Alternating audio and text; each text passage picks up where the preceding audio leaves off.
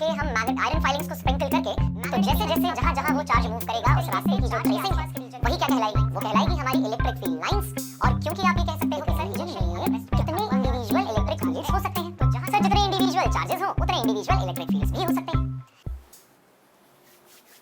Hey everyone! So यादगार series के lecture 9 from the topic electric charges and fields में स्वागत है आप सभी का। और आज के लेक्चर को हमने डेडिकेट किया है इलेक्ट्रिक फील्ड लाइंस, उनकी प्रॉपर्टीज और उनके पैटर्न को। सो जैसा हम पहले से जानते हैं, छोटी क्लासेस में भी पढ़ा है, बचपन से सीखा है कि भाई एक मैग्नेट के आसपास की वो जगह जहां उसके द्वारा लगाया गया मैग्नेटिक इफेक्ट किसी दूसरे मैग्नेट या मैग्नेटिक मटेरियल के द्वारा एक्सपीरियंस किया जा सके, मैग्नेट के आसपास की उस जगह को मैग्नेटिक फील्ड कहा जाता है। जिस मैग्नेट के कारण वो फील्ड है वो मैग्नेट सोर्स मैग्नेट कहलाती है।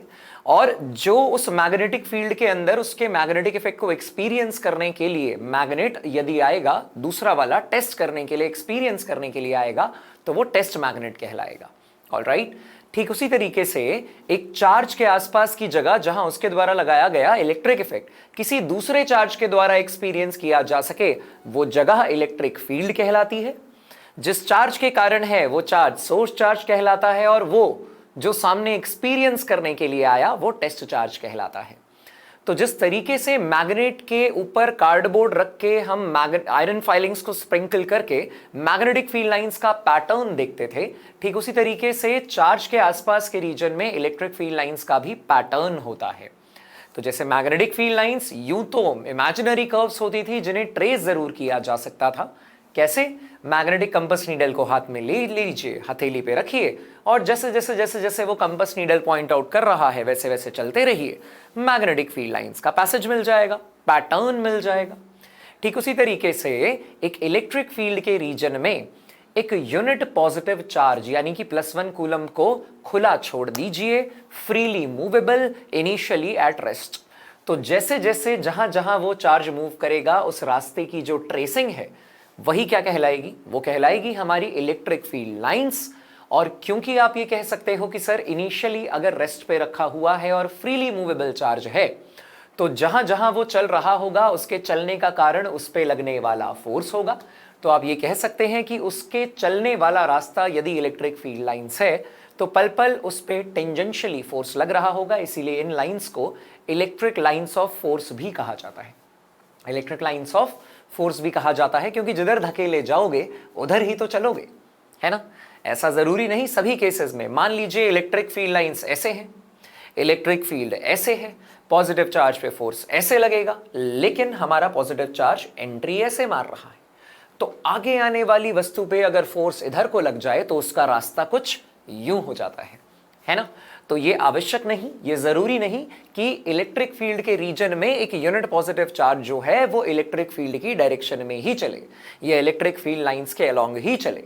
ये कब होगा? ये तब होगा जब वो यूनिट पॉजिटिव चार्ज हो, शुरुआत में रेस्ट पर हो और फ्रीली मूवेबल हो, किसी और प्रकार का कोई फोर्स ना लग रहा हो। ऑलराइट, तो आज की कहानी है इलेक्ट्रिक फील्ड लाइन से रिलेटेड। हम इलेक्ट्रिक फील्ड लाइंस पढ़ेंगे, उनकी प्रॉपर्टीज पढ़ेंगे और उसके बाद उसके पैटर्न के बारे में भी पढ़ेंगे, ठीक है। और प्रीवियस ईयर जेई प्रॉब्लम्स पे फोकस करके हम डिस्कशन को आगे बढ़ाएंगे। बोर्ड में क्या क्या चीजें पूछी जाती हैं, नीट के अगर एस्पिरेंट्स जुड़े हैं तो उनके लिए क्या इंपॉर्टेंट है, मैं सभी चीजों को कवर करूंगा। ऑलराइट, सो चलिए डिस्कशन शुरू करते हैं आज का। सो ये हमारा जेई प्लैनेट का टेलीग्राम चैनल का लिंक है जो वीडियो के डिस्क्रिप्शन में अवेलेबल होगा।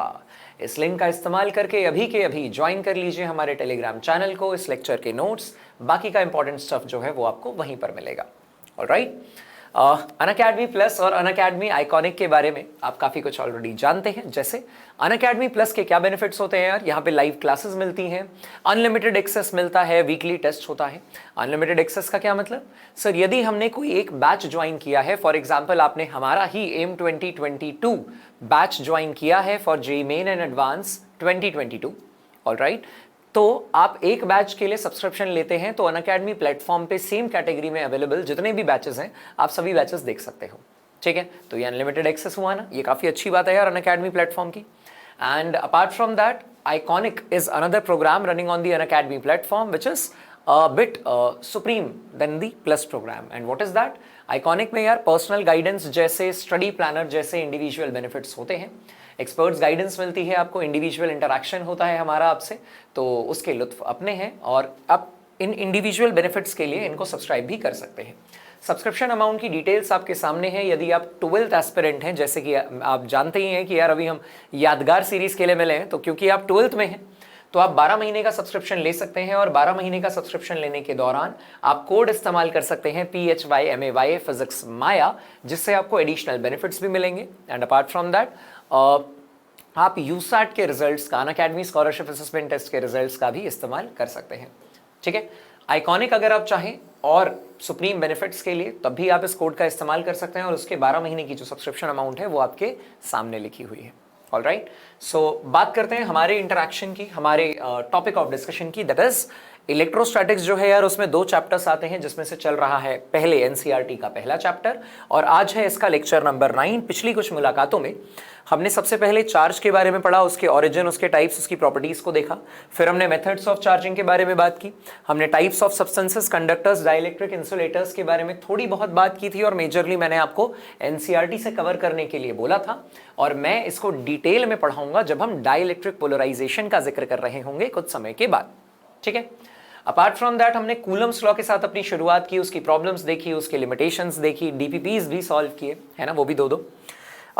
इसके अलावा हमने इलेक्ट्रिक फील्ड इंटेंसिटी को पढ़ा, उस पर बेस पिछली मुलाकात में कुछ सवाल किए, डीपीपी 5 लेक्चर 5 का डिस्कशन भी किया और आज की मुलाकात को हम डेडिकेट कर रहे हैं इलेक्ट्रिक फील्ड लाइंस, उसकी प्रॉपर्टीज, उसके पैटर्न को लेके। अगली मुलाकात में हम शुरुआत करेंगे बेटा गॉस थ्योरम के साथ। ऑलराइट, सो चलिए शुरुआत करते हैं और आज का टॉपिक ऑफ डिस्कशन क्या है अभी? This is properties of electric field lines, properties of electric field lines. ठीक है जी, तो क्या होंगी इलेक्ट्रिक फील्ड लाइंस की प्रॉपर्टीज, ये पढ़ते हैं अभी। और इलेक्ट्रिक फील्ड लाइंस को और क्या कहा जा सकता है? इन्हें कहा जा सकता है, इलेक्ट्रिक फील्ड लाइंस को कहा जा सकता है electric lines of force, electric lines of force. All right, बात समझ में आई? तो चलिए एक एक करके इनकी सभी प्रॉपर्टीज की चर्चा करें। पहली प्रॉपर्टी क्या है? इनकी पहली प्रॉपर्टी है कि जो भी हमारी इलेक्ट्रिक फील्ड लाइन होती है, जो भी हमारी इलेक्ट्रिक फील्ड लाइन होती है वो अपने आप में एक इमेजिनरी कर्व होती है और कुछ ऐसी इमेजिनरी कर्व होती है कि उसके किसी भी पॉइंट पर यदि टेंजेंट बनाओगे तो वो उस पॉइंट पे लगने वाले नेट इलेक्ट्रिक फील्ड इंटेंसिटी की डायरेक्शन देगा। तो आप कह सकते हैं these are the imaginary curves, these are the imaginary curves tangent to which at any point, जिसके किसी भी पॉइंट पे यदि टेंजेंट बना दिया जाए, tangent to which at any point, क्या मिलेगा बेटा? उस पॉइंट पे रिजल्टेंट इलेक्ट्रिक फील्ड की डायरेक्शन मिलेगी।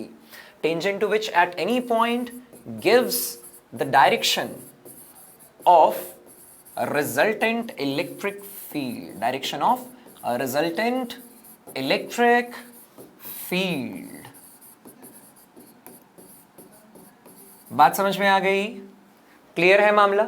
सो देखिए हम क्या कह सकते हैं एग्जैक्टली हम ये कह सकते हैं कि इमेजिनरी कर्व्स हैं, यानी एक्चुअली आंखों से देखोगे तो दिखेंगे नहीं, ट्रेसिंग करनी पड़ेगी। ऑलराइट, जैसे इक्वेटर जो होता है वो अर्थ के ऊपर इमेजिनरी लाइन ही तो है, दिखती थोड़ी है लेकिन पता होती है ना।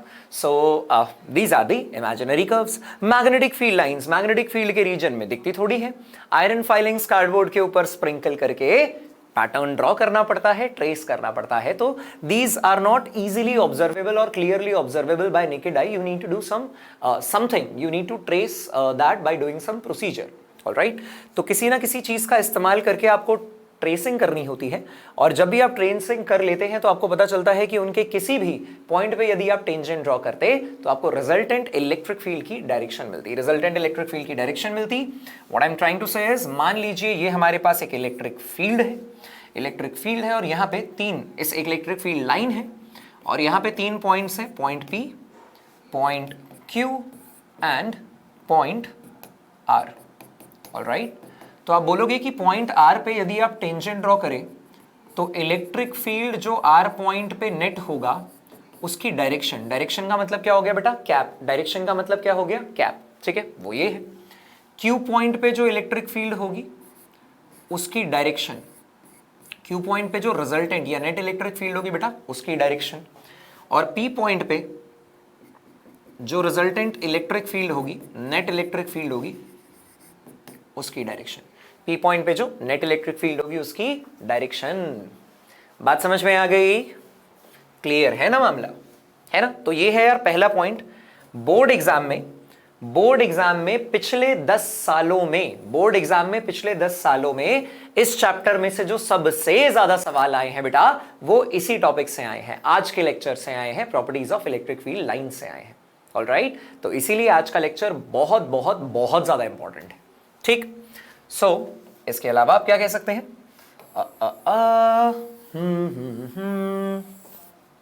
ऑलराइट, सो इसकी कर लेते हैं कार्बन कॉपी।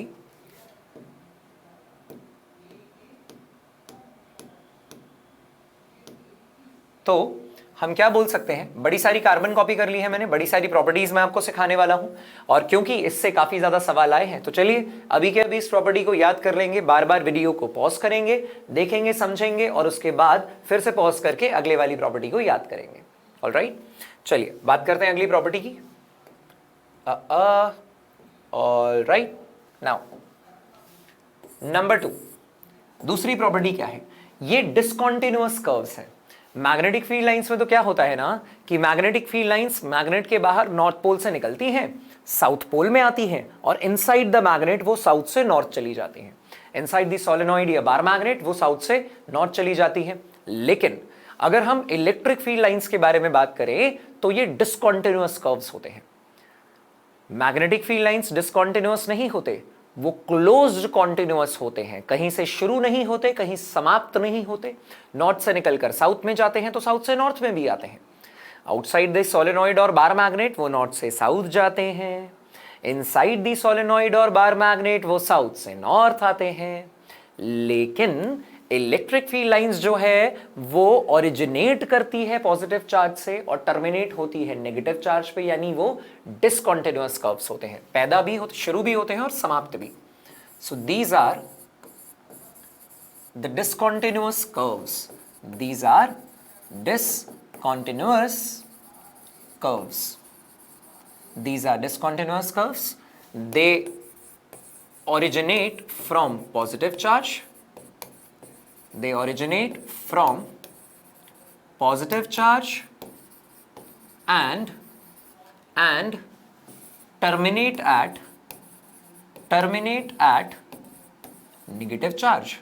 पॉजिटिव चार्ज से शुरू होती है और नेगेटिव चार्ज पे टर्मिनेट होती है, नेगेटिव चार्ज पे टर्मिनेट होती है। फॉर एग्जाम्पल, अगर आप ये कहेंगे कि भाई ये पॉजिटिव चार्ज है और नेगेटिव चार्ज है ही नहीं इसके आसपास, तो आप कहेंगे कि पॉजिटिव चार्ज है तो देखिए इससे electric field lines radially outward होंगी, इससे इलेक्ट्रिक फील्ड लाइंस यार रेडियली आउटवर्ड होंगी।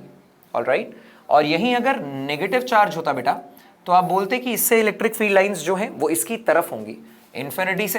भाई यहां पॉजिटिव से ओरिजिनेट हो रही होंगी और क्योंकि आसपास कोई नेगेटिव नहीं है तो इन्फिनिटी पे जाके टर्मिनेट होंगी, इन्फिनिटी पे जाके टर्मिनेट होंगी।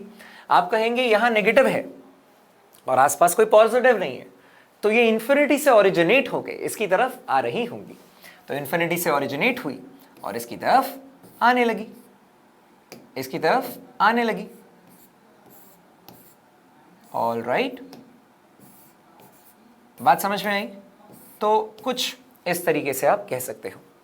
ठीक है, मान लीजिए कि यहां ये पॉजिटिव है और यहां ये नेगेटिव है, पॉजिटिव है और नेगेटिव है, तो आप कहेंगे पॉजिटिव से इलेक्ट्रिक फील्ड लाइन निकलेंगी और नेगेटिव में जाएंगी, पॉजिटिव से निकली नेगेटिव तक गई, पॉजिटिव से निकली नेगेटिव तक गई, पॉजिटिव से दूर नेगेटिव की तरफ।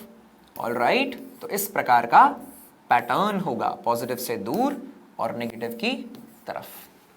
बात क्लियर है? तो पॉजिटिव से निकलकर नेगेटिव में जाती है। Alright, so this is the pattern, simple pattern. Alright, बात करते हैं अगले सवाल की बेटा। बात नंबर 3, आपने कहा इमेजिनरी कर्व है तो ट्रेस कैसे करेंगे? तो सर जब एक unit positive charge which is freely movable and initially at rest एक इलेक्ट्रिक फील्ड के रीजन में रखा जाएगा तो उसके द्वारा तय किया जाने वाला रास्ता ही ट्रेस होगा, किसका? इलेक्ट्रिक फील्ड लाइन का होगा। दिस इज द पाथ और दिस इज द पाथ और trajectory. This is the path और ट्रेजेक्ट्री। रास्ते के लिए सिनोनिमस टर्म क्या यूज होता है बेटा? पर्यायवाची क्या यूज होता है? लोकस या trajectory. Alright, so this is the path और trajectory of unit positive charge free to move and initially at rest in a region of electric field। तो इलेक्ट्रिक फील्ड के रीजन में एक unit positive charge, electric field के region में एक unit positive charge जो initially rest पे हो और फ्रीली मूवेबल हो, वो अगर रख दिया जाए, देखा जाए, उसको ऑब्जर्व किया जाए, तो उसके द्वारा तय किया गया रास्ता जो होगा वो एक बेसिकली क्या दे रहा होगा? इलेक्ट्रिक फील्ड लाइंस का पैटर्न दे रहा होगा। Alright, so this is the path और trajectory of a unit positive charge. Alright, अच्छा, अगर ये शुरुआत में फ्रीली मूवेबल तो है मगर इनिशियली रेस्ट पे नहीं है, तो क्या होगा? आप कह सकते हैं कि सर मान लीजिए इलेक्ट्रिक फील्ड लाइंस कुछ ऐसी हैं, और आपके पॉजिटिव चार्ज ने यू एंट्री मारी है। इसकी इंस्टेंटेनियस वेलोसिटी या यू जो वेलोसिटी है इसकी, यू वेक्टर, वो इस डायरेक्शन में है। आप कहेंगे जैसे ही इसने इस डायरेक्शन में एंट्री मारी, पॉजिटिव चार्ज पे जो इलेक्ट्रोस्टैटिक फोर्स लगा वो फील्ड की डायरेक्शन में लगा, तो वेलोसिटी इस डायरेक्शन में है और फोर्स इस डायरेक्शन में है। वेलोसिटी इस डायरेक्शन में और फोर्स इस डायरेक्शन में, तो क्या इसके द्वारा तय किया जाने वाला रास्ता कुछ ऐसा होना चाहिए? बिल्कुल होना चाहिए सर। वेलोसिटी इधर है, फोर्स इधर है, तो ऐसे चलते हुए ऑब्जेक्ट को यदि धक्का आगे मार दोगे तो वो ऐसे चल पड़ेगा। लेकिन क्या ये इलेक्ट्रिक फील्ड लाइन का पैटर्न है? जी नहीं, ये इलेक्ट्रिक फील्ड लाइन का पैटर्न नहीं है। This is not a pattern of, ये ट्रेजेक्टरी तो है, so not an electric field line. This is not an electric field line. ये अपने आप में कोई इलेक्ट्रिक फील्ड लाइन नहीं है बेटा। तो इसे इलेक्ट्रिक फील्ड लाइन होने के लिए क्या कंडीशन चाहिए थी बेटा? इलेक्ट्रिक फील्ड लाइन होने के लिए इसके लिए कंडीशन ये थी कि ये शुरुआत में रेस्ट पर हो, इनिशियली एट रेस्ट। बात समझ में आई? तो प्रॉपर्टीज को केयरफुली लिखना है और याद करना है। ठीक है बेटा, अभी के अभी इसको याद कर सकते हैं आप, वीडियो को पॉज करके बेशक। ऑल राइट, चलिए शुरुआत करते हैं। और क्या कहा जा सकता है? Property number 4। आप ये कहेंगे कि दो इलेक्ट्रिक फील्ड लाइंस कभी भी एक दूसरे को इंटरसेक्ट नहीं करती। क्यों नहीं करती? क्योंकि यदि ऐसा होता ये लाइन 1 है, यदि ऐसा होता ये लाइन 1 है और ये लाइन 2 है, ठीक है। अगर ये किसी एक पॉइंट पे एक दूसरे को कट करती या इंटरसेक्ट करती तो कितने टेंजेंट बनते? आप कहेंगे सर 2 टेंजेंट बनेंगे। एक बनेगा टेंजेंट लाइन 2 पे जो आपको इलेक्ट्रिक फील्ड P पॉइंट पे नेट देगा। दूसरे केस में भाई टेंजेंट क्या देता था? उस पॉइंट पे नेट इलेक्ट्रिक फील्ड की डायरेक्शन देता था। लेकिन सर एक रीजन में कितने इंडिविजुअल इलेक्ट्रिक फील्ड्स हो सकते हैं? सर जितने इंडिविजुअल चार्जेस हों उतने इंडिविजुअल इलेक्ट्रिक फील्ड्स भी हो सकते हैं। लेकिन नेट इलेक्ट्रिक फील्ड कितने हो सकते हैं? केवल एक। नेट इलेक्ट्रिक फील्ड कितना होगा बेटा? केवल एक। ऑलराइट, तो आप ये कह रहे हो कि दो लाइंस जब एक दूसरे को कट करेंगी, इंटरसेक्ट करेंगी, तो at the point of intersection there are 2 tangents possible. यहां पे 2 टेंजेंट आ रहे हैं।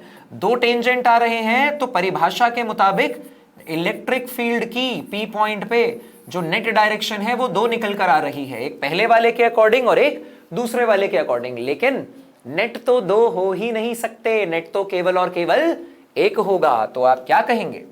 आप बोलेंगे electric field lines, no two electric field lines, no two electric field lines बोलिए, या electric lines of force, no two electric lines of force can intersect each other.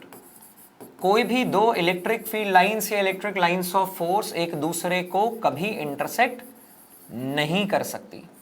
No two electric lines of force can intersect each other, कभी intersect नहीं कर सकती। क्यों नहीं कर सकती? This is because at the point of intersection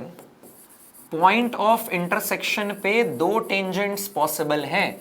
eight the point of intersection, क्योंकि अगर वो इंटरसेक्ट करेंगी then at the point of intersection, if they do so then at the point of intersection there will be two tangents possible,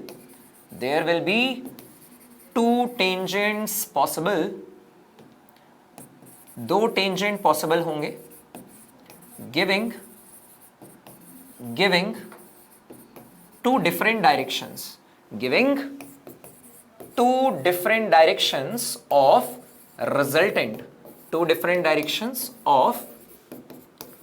resultant electric field,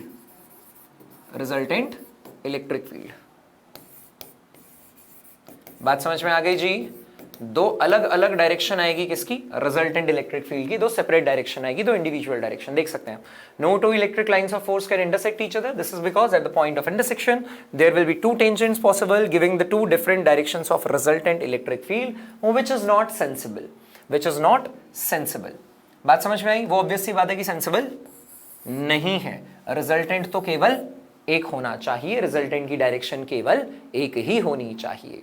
ठीक है, board exam में भी सवाल पूछा जाता है कि दो इलेक्ट्रिक फील्ड लाइंस क्या एक दूसरे को इंटरसेक्ट कर सकती है? हाँ तो क्यों, ना तो क्यों नहीं।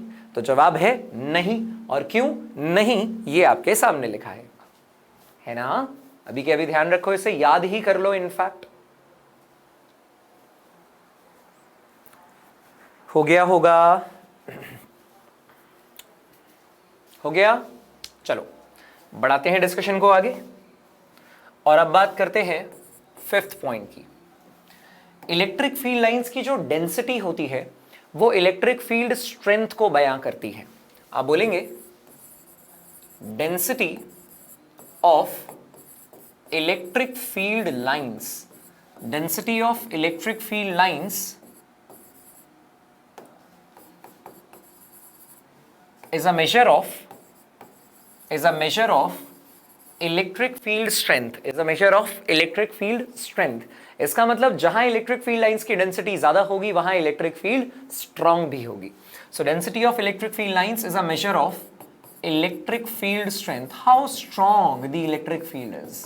ऑलराइट, कितना ज्यादा वो स्ट्रांग है। ठीक है, कितनी ज्यादा उसके इलेक्ट्रिक फील्ड इंटेंसिटी की मैग्नीट्यूड है।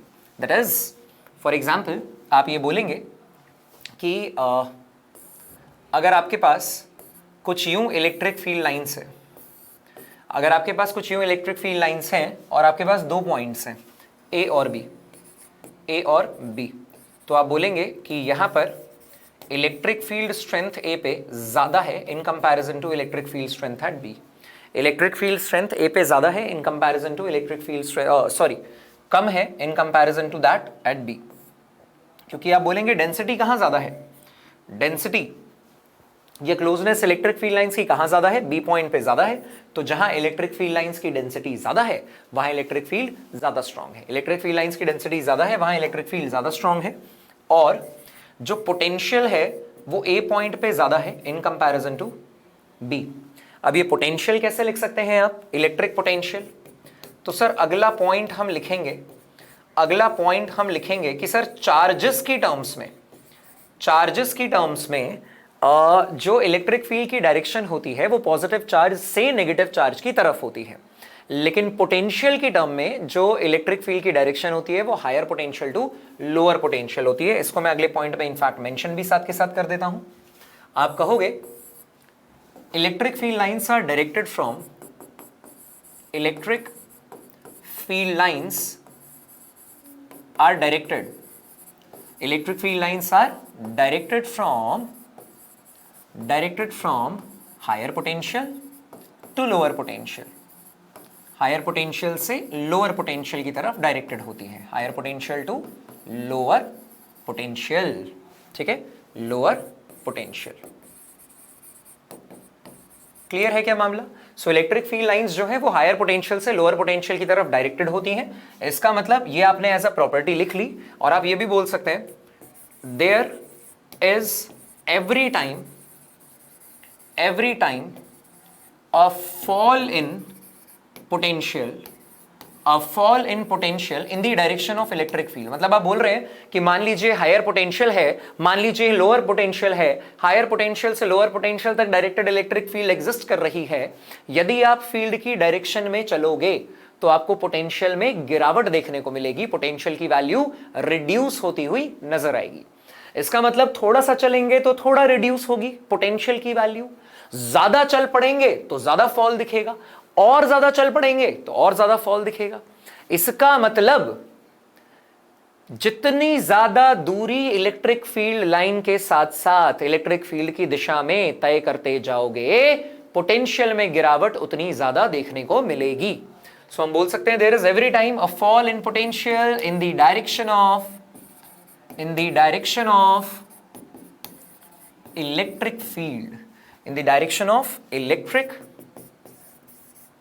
फील्ड। सही है क्या? There is every time a fall in potential in the direction of electric field, that is a potential gradient exists. Potential gradient क्या होता है sir? Potential gradient is potential difference per unit length, dv by dl और dx, dv by dl और dx, ये होता है potential gradient, dv by dl और dx, ठीक है, एग्जिस्ट्स। थोड़ी सी दूरी तय करो, थोड़ा सा फॉल इन पोटेंशियल, ज्यादा सी दूरी तय करो, ज्यादा सा फॉल इन पोटेंशियल। और आगे चल के मैं बता भी दूंगा बेटा कि ऐसा है कि यदि आप इलेक्ट्रिक फील्ड को पोटेंशियल से रिलेट करना चाहते हैं, सो ये minus of dv by dr और minus of dv by dx होगा। और यहां माइनस साइन क्या बताएगा? यहां माइनस साइन ये बताएगा कि इलेक्ट्रिक फील्ड की डायरेक्शन में पोटेंशियल गिरता है, potential falls with electric field. Electric field की डायरेक्शन में और आप ये बोल सकते हैं potential falls with distance in the direction of electric field, ठीक है। तो घटती हुई चीजों का चेंज लिख रहे हो बेटा, इसीलिए क्या निकल कर आ रहा है? नेगेटिव। डिक्रीज होती हुई चीजों का चेंज नेगेटिव होता है, और इसीलिए माइनस साइन का प्रयोग देखने को मिल रहा है। सो मुद्दे की बात यह है कि इलेक्ट्रिक फील्ड लाइंस जो है वो हायर पोटेंशियल से लोअर पोटेंशियल तक डायरेक्टेड होती हैं। इसका मतलब इलेक्ट्रिक फील्ड लाइन की डायरेक्शन में पोटेंशियल हमेशा गिरता रहेगा। इसका मतलब एक पोटेंशियल ग्रेडियंट जो है बेटा वो हमेशा एग्जिस्ट करेगा, पोटेंशियल ग्रेडियंट हमेशा एग्जिस्ट करेगा। सो प्रॉपर्टी नंबर 5 पे ही और रोशनी डालते हैं। आपने कहा इलेक्ट्रिक फील्ड लाइंस की डेंसिटी बी पॉइंट पे ज्यादा है तो वहां इलेक्ट्रिक फील्ड स्ट्रेंथ ज्यादा है, लेकिन ए पॉइंट से बी पॉइंट तक दिशा है इलेक्ट्रिक फील्ड की, तो हमेशा वो हायर पोटेंशियल से लोअर पोटेंशियल ही होगी, हायर पोटेंशियल से लोअर पोटेंशियल ही होगी। नाउ एक चीज और देखिए, ये डाइवर्जेंट बीम है इलेक्ट्रिक फील्ड लाइंस, ये कन्वर्जेंट है, ये डाइवर्जेंट है, ठीक है। कन्वर्जेंट और डाइवर्जेंट ऐसे दिखा दो इसको कि भाई ये इलेक्ट्रिक फील्ड लाइंस हैं। अब यहां पे वापस से दो पॉइंट्स कंसिडर कर लीजिए बेटा, ए पीछे वाला और बी आगे वाला। आप बोलेंगे शेयर, अब की बार डेंसिटी किधर ज्यादा? पिछली बार डेंसिटी क्लोजनेस बी पे ज्यादा थी, अब की बार डेंसिटी किधर ज्यादा? ए पे। तो आपने कहा इलेक्ट्रिक फील्ड स्ट्रेंथ ए पे ज्यादा होगी in comparison to B, and potential, भाई इलेक्ट्रिक फील्ड की जो स्ट्रेंथ है वो डिपेंड करती है डेंसिटी ऑफ लाइंस पे, और इलेक्ट्रिक पोटेंशियल जो है वो डिपेंड करता है direction of electric field lines पे, हायर टू लोअर। तो आपने कहा ए से बी तक है, तो आप बोलेंगे potential of A greater than potential of B है। डेंसिटी ए पे ज्यादा तो फील्ड की स्ट्रेंथ ए पे ज्यादा, दिशा ए से बी तो पोटेंशियल ए पे ज्यादा। डेंसिटी बी पे ज्यादा तो फील्ड स्ट्रेंथ बी पे ज्यादा, दिशा ए से बी तो ए वाला इज एट हायर पोटेंशियल, ए वाला इज एट हायर पोटेंशियल। बात समझ में आई? ऑलराइट, एक और पैटर्न देखते हैं। आपने कहा पैरेलल लाइंस है मगर इक्वी स्पेस्ड नहीं है, मगर इक्वी स्पेस्ड नहीं है, तो क्या आप ऐसा कह सकते हो,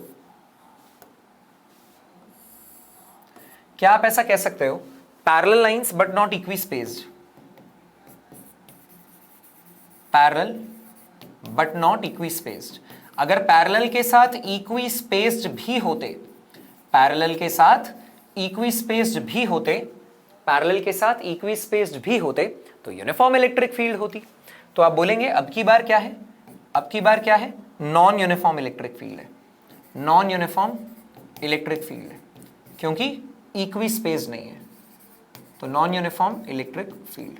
ऑलराइट, अब इसमें 2 पॉइंट कंसिडर करते हैं, और अदर बेटा 3 पॉइंट कंसिडर करते हैं। देखिए ये है ए, ये है बी और ये है सी, ए बी और सी ऐसे लिख देते हैं।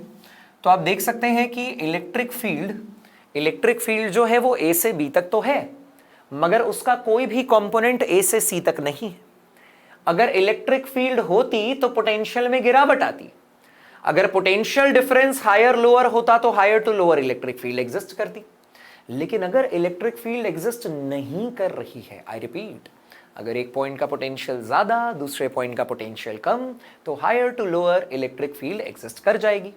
लेकिन अगर इलेक्ट्रिक फील्ड एग्जिस्ट ही नहीं कर रही है, यदि इलेक्ट्रिक फील्ड एग्जिस्ट ही नहीं कर रही है, इसका मतलब है पोटेंशियल डिफरेंस होगा ही नहीं, पोटेंशियल डिफरेंस होगा ही नहीं। इसका मतलब आप यहां बोलोगे शेयर VA और VC ये पोटेंशियल सेम होगा, क्योंकि A और C के बीच में कोई इलेक्ट्रिक फील्ड नहीं है, और इलेक्ट्रिक फील्ड क्योंकि A से B तक है तो A वाला और C वाला हायर रहे होंगे और B वाला लोअर रहा होगा।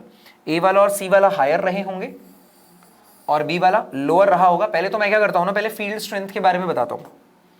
पोटेंशियल बारे में लिख लिया है तो लिख ही लेते हैं कि VA और VC बराबर रहे होंगे, क्योंकि इनके बीच में फील्ड एग्जिस्ट कर नहीं रही, और हायर टू लोअर फील्ड की डायरेक्शन होती है तो ये ग्रेटर देन VB रहा होगा, ग्रेटर देन VB रहा होगा। और अब बात कर लेते हैं इलेक्ट्रिक फील्ड स्ट्रेंथ की। तो आप ये बोलेंगे यार डेंसिटी A और B पे सेम है, इलेक्ट्रिक फील्ड लाइंस की डेंसिटी A और B पे सेम है, तो A और B पे स्ट्रेंथ जो है वो बराबर है। और आप कहेंगे कि C पे डेंसिटी ज्यादा है, C पे अगर डेंसिटी ज्यादा है तो C पे स्ट्रेंथ भी ज्यादा होगी, तो ये दोनों बराबर होंगे और ये C वाले से कम होंगे, ये दोनों बराबर होंगे और ये C वाले से कम होंगे।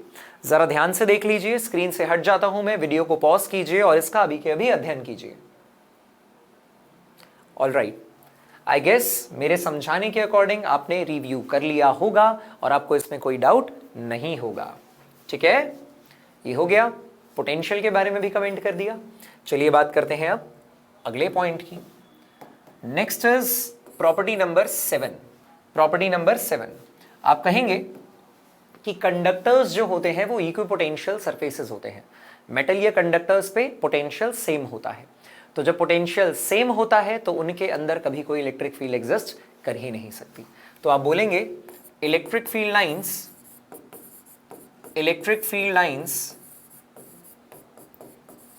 do not exist inside the body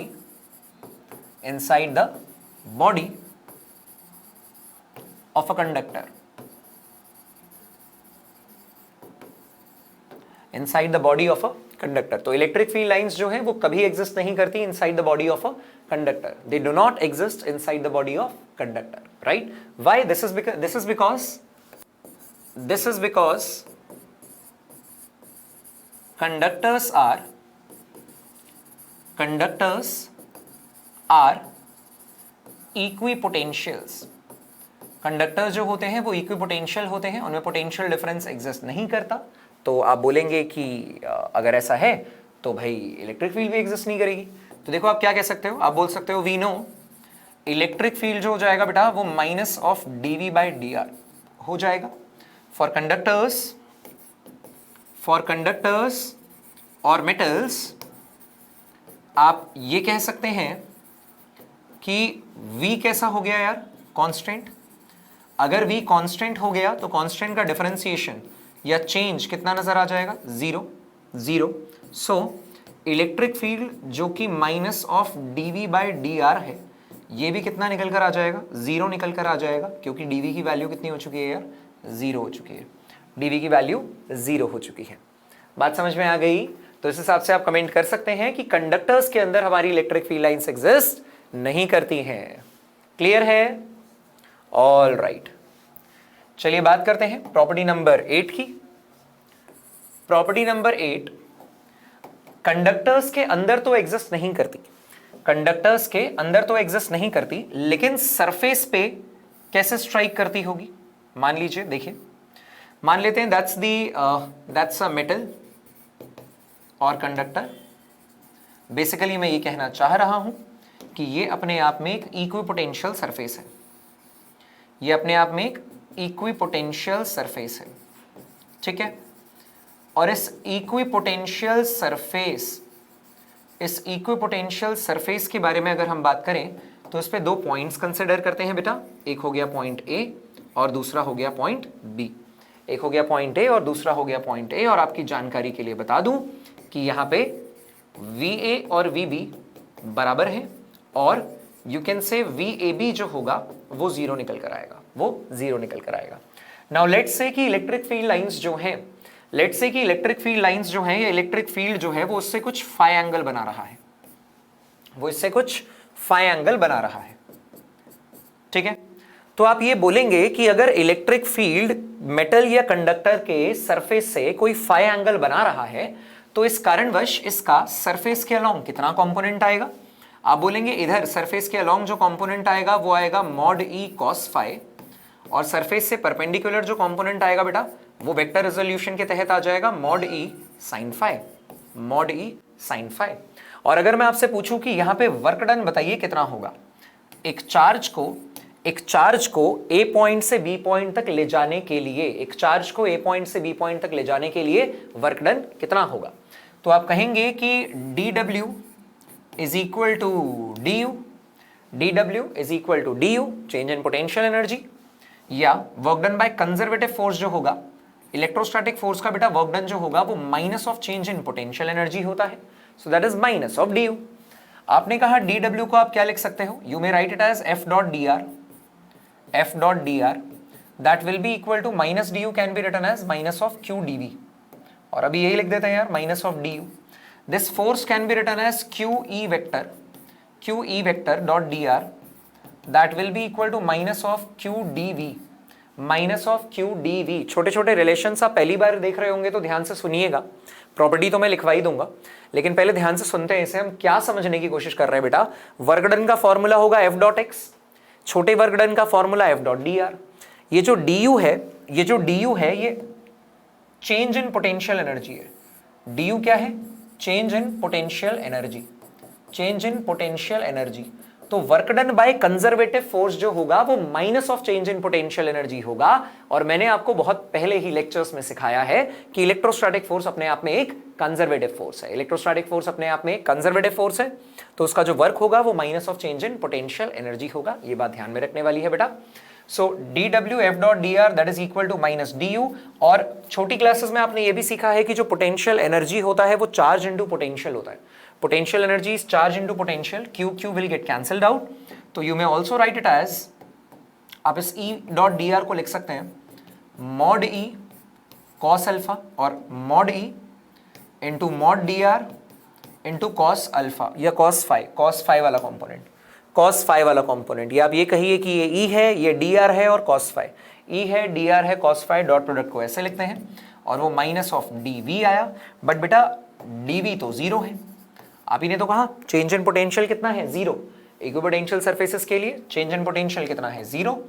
इसका मतलब cos फाई इक्वल्स टू जीरो, इसका मतलब phi equals to 90 degrees, phi equal to 90 degree. तो क्या सीखा हमने ये सीखा कि एंगल कितना होना चाहिए, 90 डिग्री होना चाहिए। प्रूव करने के लिए आ जाएगा एग्जाम में, तो ध्यान से सुनिएगा, ये एंगल कितना होना चाहिए, 90 डिग्री होना चाहिए। So what you can write over here is electric field lines जो कंडक्टिंग सरफेसेस के अंदर एग्जिस्ट नहीं करती, वो सरफेस पे जब एग्जिस्ट करेगी तो नॉर्मल परपेंडिकुलर यानी कि 90 डिग्री पे एग्जिस्ट करेंगी। सो हम बोलेंगे electric field lines strike the surface of metal, strike the surface of conductors, strike the surface of conductors or metals, conductors or metals, जो मैं कह रहा हूं हम मान के चल रहे हैं कि इक्विपोटेंशियल सरफेसेस है, कंडक्टर्स और metals normally that is perpendicularly, बात क्लियर है कि इन्हें सरफेस ऑफ मेटल या कंडक्टर्स को 90 डिग्री पे स्ट्राइक करना चाहिए, परपेंडिकुलरली स्ट्राइक करना चाहिए। ऑलराइट, बात समझ में आ गई। चलिए एक दो पॉइंट्स और देख लेते हैं भाई। हम कहेंगे ऑलराइट, पॉइंट नंबर 9 यार एग्जाम में 4-5 प्रॉपर्टीज पूछी जाती है, मैंने तुमको 10 करा देनी है, ठीक है। तो 10 के 10 ध्यान रखना, जेई का सवाल भी इसी में से होगा, नीट का भी इसी में से होगा, बोर्ड में भी मार्क्स 100% इसी में मिलेंगे, तो बस ध्यान रखिएगा। देखते हैं उसको कैसे करना है, ठीक है। प्रॉपर्टी क्या है अगली? They have a tendency to contract longitudinally, इस बात को समझिएगा। इस पॉइंट का, ये पॉइंट काफी कम जगह देखने को मिलता है। इस पॉइंट का मतलब क्या है, जरा ध्यान से समझेंगे। मेरी बॉडी का एक मास है और सामने पड़ा एक दूसरा मास है, so every mass attracts every other mass, we have a tendency to come closer. पर इसका मतलब यह है क्या कि हम वाकई एक दूसरे से जाके चिपक जाते हैं? नहीं। तो टेंडेंसी होना और वाकई इंप्लीमेंट हो जाना दो अलग बातें हैं। सो ये मार्कर पेन मेरे हाथ में यहां रखा है, मैंने इसे टिल्ट कर लिया like this, so it has a tendency to fall down, slide down, but it is not actually sliding down. इसका मतलब क्या है कि इसकी कोशिश तो है फिसल के गिर जाने की, मगर क्या ये वाकई फिसल के गिरता है? जरूरी नहीं है सर। इसका मतलब दो चार्जेस, पहले देखो इस लाइन का मतलब क्या है। इस लाइन का मतलब है कि मान लीजिए एक इलेक्ट्रिक फील्ड लाइन कैसे एग्जिस्ट करेगी उसको देखना है, पॉजिटिव और नेगेटिव है। सो पॉजिटिव से निकल के नेगेटिव तक जाती है, ये हो गई आपकी एक इलेक्ट्रिक फील्ड लाइन। मगर यार क्योंकि ये पॉजिटिव और नेगेटिव एक दूसरे को आकर्षित करेंगे, तो इनके करीब आने की कोशिश होगी। मैं ये नहीं कह रहा ये वाकई करीब आ जाएंगे, आई एम जस्ट सेइंग कि इनके करीब आने की, पास आने की टेंडेंसी है, प्रोपेंसिटी है, कोशिश है। ऑलराइट, तो अगर इन दोनों चार्जेस के करीब आने की कोशिश है तो इस लाइन के छोटा हो जाने की कोशिश है ना? तो इसी को हम क्या बोलते हैं? That they have a tendency to contract, छोटा हो जाने की, टू कॉन्ट्रैक्ट लॉन्गिट्यूडनली, लंबाई अनुसार, ठीक है। और बात करते हैं अब आखिरी प्रॉपर्टी की, दैट इज, मैं तुमको किताबों में सारी की सारी प्रॉपर्टीज एक साथ मिलती नहीं है, इसीलिए मैं जो बता रहा हूं उसे बिल्कुल बाय हार्ट फॉलो करना है, ध्यान रखना है। ऑलराइट, ये है they have a tendency to dilate laterally, they have a tendency to dilate laterally. Dilate करने का मतलब होता है फैला देना, फैल जाना। तो लेटरली विड्थ वाइज इनके डायलेट करने की कोशिश है। तो आप ये कहेंगे ये पॉजिटिव चार्ज है, ये नेगेटिव चार्ज है। एक और फील्ड लाइन कंसिडर करते हैं जो इस पॉजिटिव से इस नेगेटिव तक गई। आपने कहा एक फील्ड लाइन ये है जो छोटा होने की कोशिश कर रही है, दूसरी फील्ड लाइन ये है जो लंबाई अनुसार छोटा होने की कोशिश कर रही है, मगर चौड़ाई में, विड्थ में, लेटरली ये एक दूसरे से दूर जाने की कोशिश कर रहे हैं, फैलने की कोशिश कर रहे हैं। तो आप बोलोगे कि सर ये एक दूसरे को आकर्षित तो कर ही रहे थे, मगर ये वाला पॉजिटिव इस वाले पॉजिटिव को रिपेल करेगा, दूर भगाने की कोशिश करेगा। आई रिपीट, मैं ये नहीं कह रहा कि दूर भगा ही देगा, मैं बस ये कह रहा हूं कि दूर भगाने की कोशिश करेगा। तो मैं ये नहीं कह रहा कि इलेक्ट्रिक फील्ड लाइंस लेटरली एक दूसरे से दूर चली ही जाएंगी, मैं ये कह रहा हूं कि उनके दूर जाने की कोशिश है, गुंजाइश है। Alright, so they have a tendency to dilate laterally. बात समझ में आ गई होगी बेटा। एक क्विक रिकैप कर ले 10 की 10 प्रॉपर्टीज को लेकर। सो एक बार उल्टा चलते हैं और फिर एक बार सीधा आएंगे, 2 बार साथ में रिवीजन करेंगे, मामला खत्म। So they have a tendency to dilate laterally, width wise एक दूसरे से दूर जाने की कोशिश करते हैं। जवाब आपके सामने है कि क्यों। They have a tendency to contract longitudinally, लंबाई अनुसार एक दूसरे के करीब आना चाहते हैं। आपको कारण पता है कि क्यों। इलेक्ट्रिक फील्ड लाइंस कंडक्टर के सरफेस पे नॉर्मली या परपेंडिकुलरली स्ट्राइक करती हैं, क्योंकि यदि वो नॉर्मली या परपेंडिकुलरली स्ट्राइक नहीं कर रही होती तो उनका कोई कंपोनेंट आ जाता सरफेस के अलोंग चार्ज को मूव करने के लिए। सरफेस के अलोंग चार्ज को मूव करते दौरान कुछ कार्य करने के लिए। लेकिन सर जब कोई पोटेंशियल डिफरेंस ही नहीं है तो चार्ज को धक्का मारने के लिए, लेके जाने के लिए कार्य करना ही क्यों पड़ेगा। पोटेंशियल एनर्जी का चेंज कितना होगा, जीरो। पोटेंशियल का चेंज कितना होगा, जीरो। तो इलेक्ट्रिक फील्ड का ये वाला कंपोनेंट भी कितना होना चाहिए, जीरो। अरे भाई ये कंपोनेंट तब ही जीरो होगा जब एक्चुअल वेक्टर इससे परपेंडिकुलर हो। मैथमेटिकली प्रूफ किया है बेटा, एक्चुअल वेक्टर इससे परपेंडिकुलर होना चाहिए। ये प्रूफ आ जाता है एग्जाम में, छुपा हुआ छोटा सा प्रूफ है तो जनरली लोग नजरअंदाज कर देते हैं, पर आप और हम starting from the basic up to the best सब कुछ कवर करते हुए आगे चलेंगे। बात करते हैं सेवेंथ क्या है। Electric field lines do not exist inside the body of a conductor. एक कंडक्टिंग मटेरियल के, कंडक्टर के बॉडी के अंदर इलेक्ट्रिक फील्ड लाइंस एग्जिस्ट नहीं करती, क्योंकि वो इक्वी पोटेंशियल होता है। तो जब पोटेंशियल डिफरेंस ही नहीं है तो इसीलिए इलेक्ट्रिक फील्ड भी नहीं होगी। और जहां इलेक्ट्रिक फील्ड ही नहीं है वहां फील्ड लाइंस भी काहे को होगी, वो भी तो नहीं होगी, है ना। Point number 6, electric field lines की डायरेक्शन पॉजिटिव चार्ज से नेगेटिव चार्ज की तरफ होती है चार्ज की टर्म्स में, मगर पोटेंशियल की टर्म्स में they are directed from higher potential to lower potential. तो उनके रास्ते में, फील्ड लाइंस के रास्ते में हमेशा पोटेंशियल में एक गिरावट देखने को मिलती है, यानी पोटेंशियल ग्रेडियंट एग्जिस्ट करता है। थोड़ा सा चलोगे थोड़ी सी गिरावट, ज्यादा सा चलेंगे ज्यादा सी गिरावट। ऑलराइट, ठीक है, चलिए। Density of electric field lines आपको इलेक्ट्रिक फील्ड की स्ट्रेंथ बताती है। इलेक्ट्रिक फील्ड लाइंस की डेंसिटी से ई के बारे में कमेंट कर सकते हो, और इलेक्ट्रिक फील्ड लाइंस की डायरेक्शन से वी के बारे में कमेंट कर सकते हो। Parallel lines uniform electric field हर बार रिप्रेजेंट नहीं करती। पैरेलल के साथ साथ उनका इक्वी स्पेस्ड होना चाहिए, तभी यूनिफॉर्म इलेक्ट्रिक फील्ड होगी। पैरेलल है मगर इक्वी स्पेस्ड नहीं है, इसका मतलब वो नॉन यूनिफॉर्म इलेक्ट्रिक फील्ड होगी।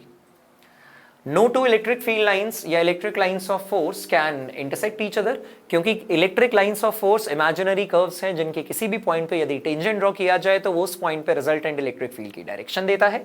लेकिन अगर दो लाइंस एक दूसरे को इंटरसेक्ट करती हैं तो at the point of intersection there will be two different tangents possible, जो रिजल्टेंट इलेक्ट्रिक फील्ड की दो डिफरेंट डायरेक्शंस देंगी। मगर यार रिजल्टेंट तो एक ही होता है, नेट तो एक ही होगा ना, तो उस वजह से ये आपस में वन साइड नहीं कर सकते, आपस में इंटरसेक्ट भी नहीं कर सकते, टच भी नहीं कर सकते। Electric field lines actually imaginary curves हैं तो ट्रेसिंग आपको करनी पड़ेगी, लेकिन जब आप उसकी ट्रेसिंग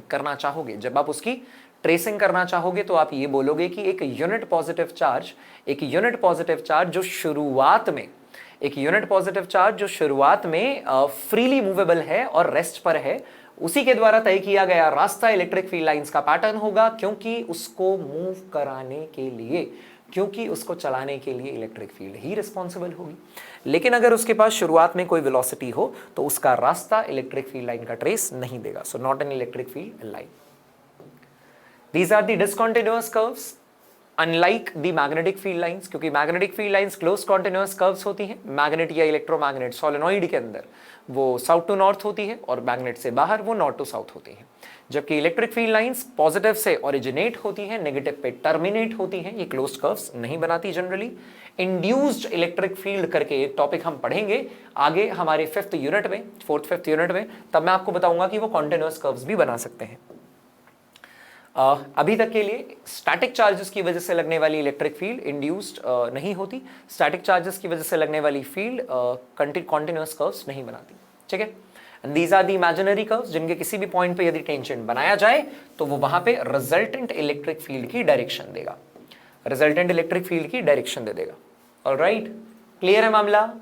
तो मुझे लगता है ये सभी पैटर्न्स आपको बहुत बेहतरीन तरीके से ध्यान रखने चाहिए, तो इनको आप ध्यान रखिए और उसके बाद हम इन पर बेस्ड इंपॉर्टेंट पैटर्न भी ड्रॉ करेंगे, फिलहाल प्रॉपर्टीज के बारे में बात, इसके बाद हम पैटर्न भी ड्रॉ करेंगे और बोर्ड और कॉम्पिटिटिव के काफ़ी सारे सवाल आज के हमारे इसी लेक्चर से बनेंगे। तो खुद भी सीखिए और बाकी बच्चों को, बाकी अपने जो फ्रेंड्स हैं उन तक भी इस लेक्चर को पहुंचाए ताकि वो भी इस बैच से इस लेक्चर से सीख सकें।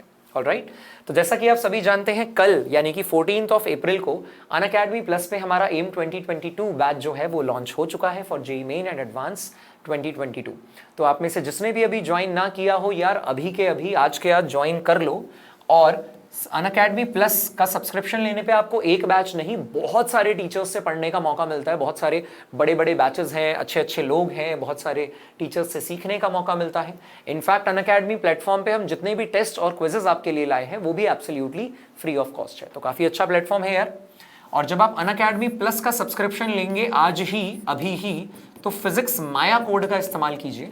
इस कोड का इस्तेमाल करने से आपको एडिशनल बेनिफिट्स भी मिल जाएंगे। ठीक है, सो अनअकैडमी प्लस और अनअकैडमी आइकॉनिक के बारे में आप ऑलरेडी जानते हैं कि प्लस में यार हमें लाइव क्लासेस मिलती हैं, वीकली टेस्ट मिलते हैं, अनलिमिटेड एक्सेस मिलता है। आइकॉनिक में हमें पर्सनल गाइडेंस मिलती है, स्टडी प्लानर मिलता है, एक्सपर्ट गाइडलाइंस मिलती हैं और स्टडी मटेरियल भी मिलता है, प्लस टेस्ट का असेसमेंट भी मिलता है। ठीक है, कि क्या आपकी वीकनेस रही, क्या आपकी स्ट्रेंथ रही, अपनी वीकनेस को स्ट्रेंथ में कैसे कन्वर्ट करोगे, वो सारी बातें। और घर बैठे पढ़ाई करते टाइम अगर आपका डाउट उठे तो उसकी इंस्टेंट क्लैरिफिकेशन के लिए भी हम आपके लिए कुछ लेकर आए हैं, अनअकैडमी का आस्क अ डाउट फीचर। इस फीचर का इस्तेमाल करने से घर बैठे डाउट्स को आप उसकी स्क्रीनशॉट लीजिए, इंस्टेंट क्लैरिफिकेशन आपको मिल जाएगी, प्रोसीजर आपके सामने है। ऑलराइट, यूसैट के बारे में भी यार मैं अक्सर बताता रहता हूँ कि आपको सब्सक्रिप्शन अमाउंट में भी बेनिफिट मिलता है, प्लस आपको ह्यूज स्कॉलरशिप्स मिलती हैं अनअकैडमी स्कॉलरशिप असेसमेंट टेस्ट को अपीयर करके, जो हर संडे होता है। ठीक है, और उसके रिजल्ट्स के बेसिस पे कितने तरीके की और किन किन एग्जाम्स के लिए क्या क्या स्कॉलरशिप मिलती है, वो सारी डिटेल्स आपके सामने है। ऑलराइट, एंड टोटल स्कॉलरशिप्स जो हैं वो 1 करोड़ तक मिलती है यार। ठीक है, और इसके अलावा अप्रैल के मंथ में जो जो बैच लॉन्च हुए हैं उनकी सारी डिटेल्स टारगेटिंग डिफरेंट एग्जाम्स आपके सामने हैं, जिसमें एम 2022 बैच आप देख सकते हैं। ये वही बैच है जिसका मैंने जिक्र किया था यार अभी। तो आपसे हमारी सारी मुलाकातें होती रही है यादगार, आगे भी ऐसी ही होंगी, लेकिन एम बैच ज्वाइन करना बहुत ज़रूरी है अगर आप on a serious note JEE advance IIT crack करना चाहते हो यार अगले साल। तो इसीलिए आपको ये बैच बिल्कुल ज्वाइन करना चाहिए बिना देरी किए। And you can follow me on the Unacademy app, जिसमें मैं आपके लिए फ्री प्रैक्टिस क्लासेस भी लेकर आता हूं। मुझे फॉलो करने का एडवांटेज बस ये है कि आपको शेड्यूल मिलता रहेगा। अक्सर आप मुझे बताते हो कि सर कहते हो प्लानर दे दीजिए, शेड्यूल बता दीजिए। कई बार लेक्चर्स में अगर मैं बता नहीं पाता वो शेड्यूल या बताना भूल जाता हूं तो आप प्रैक्टिस सेशन नहीं ले पाते यार। तो फ्री प्रैक्टिस सेशंस में आप सभी लोगों के लिए ऑर्गेनाइज करता हूं, इसीलिए आप मुझे फॉलो कीजिए। जैसे जैसे मेरा शेड्यूल होगा वो आपको एक पॉपअप नोटिफिकेशन मिलती रहेगी अनअकैडमी ऐप पे।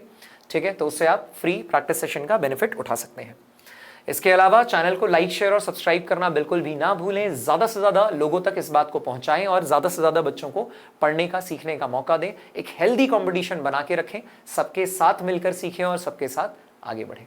ऑलराइट, सो आगे की बातें अगली मुलाकात में। तब तक के लिए इतना पढ़ाई करके रखना और NCERT की मैपिंग करेंगे यार अगली मुलाकात में, और अच्छे से एस्केलेट करेंगे हमारी अच्छे वाले टॉपिक्स को भी, और देखेंगे कि कॉम्पिटिटिव पॉइंट ऑफ व्यू से और बोर्ड पॉइंट ऑफ व्यू से कितना पार्ट हमने कर लिया है, कितना पार्ट रह गया है और कैसे इस टॉपिक में एक्सेल करना है। स्ट्रैटेजी और प्लानर मैं आपसे शेयर करूंगा यादगार सीरीज की कंप्लीट सेशन की अगली मुलाकात में। तो अगली मुलाकात होने वाली है बहुत ही स्पेशल, बहुत ही यादगार। Alright, so all the best.